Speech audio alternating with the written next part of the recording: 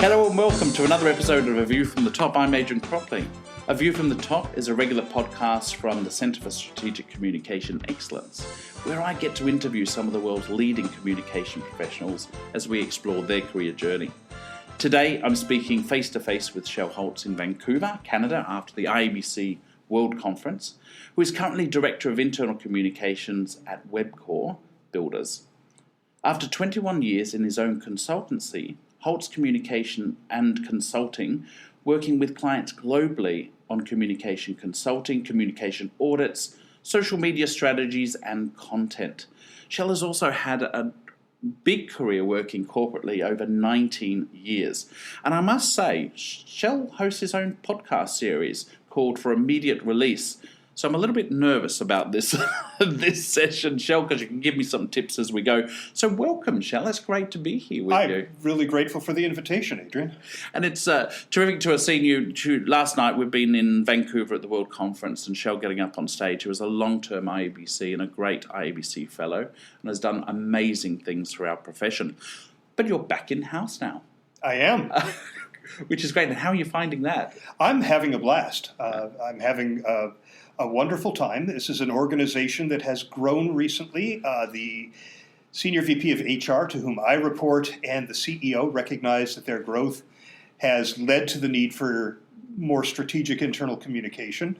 And they brought me in to develop a program and started with an internal communications audit and now implementing a long-term strategy. But I also get my hands dirty with the tactics, which I haven't been able to do in the 21 years I was on my own. So I'm having a good time, and it's a fun industry to learn. Yeah, brilliant. And 21 years of strategy. I mean, it is time sometimes to get back in and get the hands dirty again. Yeah. And I don't know, I'm going to take Shel down memory lane a little bit. I remember way back when I was corporate communications manager at Ericsson, and it was at a time where we were just getting into the intranet and web space. And Shel, you produced the first wiki for internal communications. I don't know whether you remember that I contributed to, and a few others around the world, because nobody was doing internal comms at that time. Yeah, my whole consultancy was based on the fact that I was lucky enough to be ahead of the curve on technology. And in fact, when I went out on my own, I was working for Alexander & Alexander Consulting Group, which was a global human resources consulting firm. I was a practice leader in communications. And we developed in 1994 the first ever benefits enrollment on an intranet. It predated the word intranet by a year. It was for Adobe. They had come to me and said, we've made this commitment to employees, we're going to bring enrollment to the desktop, but we haven't figured out how to do it. And I was learning HTML at the time. Yes. All there was the Netscape Navigator by way of a browser, but I was convinced that if I could create a little code on my hard drive and then look at it in a browser, we could make that work on an internal network. I thought I'd invented the internet for about 5 minutes. I ran down to Adobe. I had cobbled together this little looks-like benefits enrollment and said, this is what it would look like if you had an internal web. And they said, yeah, we have an internal web. But they gave us the go-ahead to develop this benefits enrollment. It cost $150,000. Wow. Nobody had done it before. Provider data wasn't configured for the web. But it worked brilliantly, and I flew back to New Jersey, where our corporate headquarters were, and showed it to the company leadership. I said, nobody knows what the web is, and we can own this space. Yeah. And they said, this is all open source, and we can't make money with that.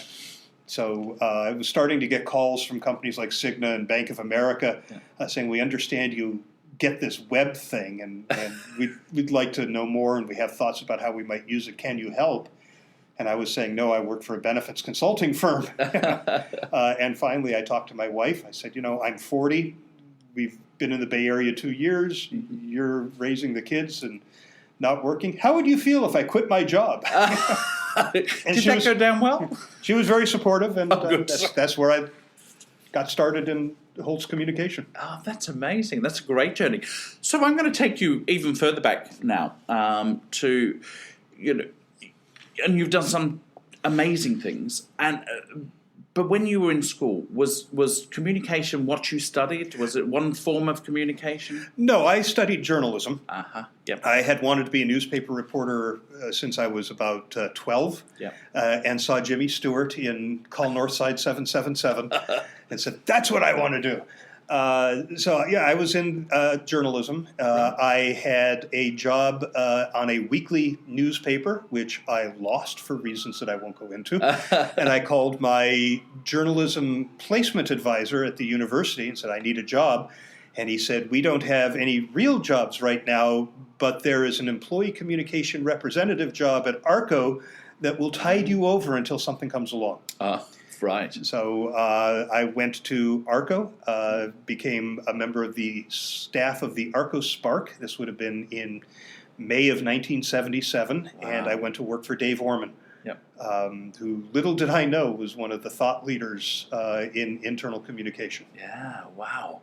That would have been quite impressive. And so what were some of the jobs that you went on to? Well, I was at ARCO for about 6.5 years. One of the things to keep in mind is in 1977, most internal communication were happy talk house organs. Yes. It wasn't strategic. Yep. They didn't share bad news. Yep. ARCO was different. There were a couple of others. There was Xerox, where Roger Dupree was working. That's right. There was, I think, Security Pacific National Bank in California was one. Communicator named Dale Gluck was there. But when I went to IABC meetings, and by the way, when I started in Los Angeles, it was SCBC, Southern California Business Communicators. That's right, yes. IABC hadn't yet mandated that chapters adopt the IABC name. Yep. People would come up to me and go, how did you get that job? You guys are doing real communication. So I stayed 6.5 years. Yeah. I left when it became evident that I was never going to be manager of that department. That would be Dave forever. Right. And I learned an immense amount from Dave and from Ken Estes, to whom I reported. Right. But I was ready to manage a department. So I took a job with Transamerica Financial Services in Los Angeles, which was awful. They didn't want what I could do. Right. So I was there about a year. And then I became manager of employee communication at Mattel, the toy company. Yes. Yep. And did that for about 2 years before they handed me media relations and financial communications, and not community relations, but the communication end of community relations, and made me director of corporate communications. So Brilliant. that was the first time that I did anything outside of the employee realm. You've been always ahead of the curve, Shel. I mean, internal communications, even way back then when nobody really knew what it was, you were pioneering in this one, and you've been able to really influence the profession, and particularly internal communications over years. What got you, and of course, I talk about being ahead of the curve. Technology is, we always call it Shel's thing. What got you into really technology and communication? It was Mattel. Right. It was while I was there, and I had a couple of jobs after that. But I had a computer, and the only reason I had a computer is that we had a print newsletter that was done in-house, and the typesetter reported to a different department, and he very happily set our type for us until his manager said, "Oh, you're doing typesetting for another department? You can't do that." And he apologized. He was a very nice guy, as I recall, and he said, "If you would like, you could bring me a disc, and I'll run the film for you." Yeah. And I said, "Great. What's a disc?" So in order to do that, I had to get a computer and be able to write my stuff in, it was WordStar at the time. You remember that? Yes, that's going back now. Yeah. And I would walk my disc over to Bob the typesetter, and he ran the film. So that's why I had the computer. Yeah. And I was also using an LED readout that ran anniversaries and birthdays and the like in the cafeteria. But I wasn't thinking about any of this, and a guy walked into my office. I wish I could remember who it was, because I owe him everything. Oh, right. And he said, "I see you have a modem." And this was for the digital display in the cafeteria. And he said, "Are you on a BBS?" And I said, "I don't think I know what that is." And he said, "It's a bulletin board system. Would you like to see?" Yeah. And he signed me into one, and I saw my first bulletin boards. I saw my first email. Wow. And it was epiphanous. I looked at this and I said, anybody in our profession aware that everything is about to change. And I started talking about it, and everyone thought I was nuts. Yep. Right? I was on the IEB, and they thought I was nuts. Gradually, some other early adopters, John Gerstner, Craig Jolly, and some others, we ended up being known as the IABC Technology Mafia. Yeah. Thank heavens for the mafia, though. That's where I got started. And then not too long after that, I was in Hawaii just for, I think, vacation. Yeah. And a longtime IABC member, Arnold Kishi.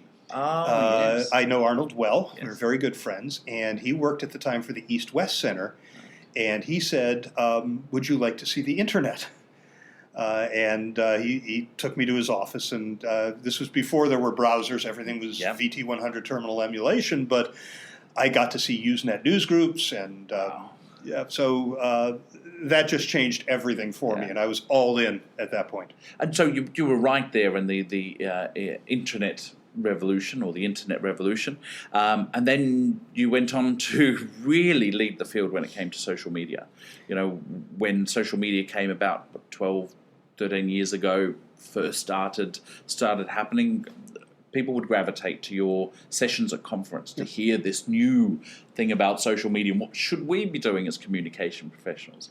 Is that something you kind of naturally stepped into and say, I'm always going to be there? It was just the natural evolution of the computer space. And one of the things that I found interesting is that there is resistance as every new phase of distributed computing comes along. So, first we had email. And the lawyers were saying, we can't have email. It makes it too easy to send confidential information outside the company. Yep. Then we had the web, and everybody was blocking access to the web. And I had a website that was stopblocking.org. I thought it was the stupidest thing. But there were companies out there, is it Challenger Gray and Christmas is one of them, that's always showing how much productivity is being lost because people are spending time on the web as though that time equates to productivity, which it does not. It doesn't. And then it was social media, and we can't have our employees out on social media. And we always go through this, and eventually it always sort of levels out, and people realize that it's okay. And now we have employee ambassadors that we want them on social media. But it's just the next stage. So I had a website. Now you can have a blog that made it easier. Yep. Blogging was social media for a few years. Yes. That's all there was. Yeah. And of course, we're about to head into, or we are in now, the fourth industrial revolution, as we track towards AI and data analytics and so on. What advice would you give to communication professionals as we start, I guess, being early adopters in this space? Is it get in there and do it? Or Well, yes, it is. Get in there and do it. It doesn't mean that you have to do it as part of your job. But personally, go out there and have a little fun and experiment with it. Even in the job, experiment. There are companies that don't need to have a big use case in order to adopt, say, a new app. I remember General Electric was using one. I'm going to struggle to remember what it was called now, but it was an app on your phone where you could take a picture and then draw on it, so you could put an arrow, a circle, and ask a question. Right. What plant is this? Can anybody solve this line of code? It's not working. And the network, and I believe it was your Facebook network or your Twitter network that you could connect this to, would come back and answer your question. And GE, the day it was launched, put out an image of a cup of coffee, and the foam on the top of the coffee had the atomic energy icon. And the question was, what scientist, living or dead, would you most like to have a drink with? And they got 200 answers. Yep. Right? And their feeling was, let's experiment. If it doesn't work, what have we lost? Yeah. If it does work, we're established there when everybody else is trying to get attention. Isn't that brilliant?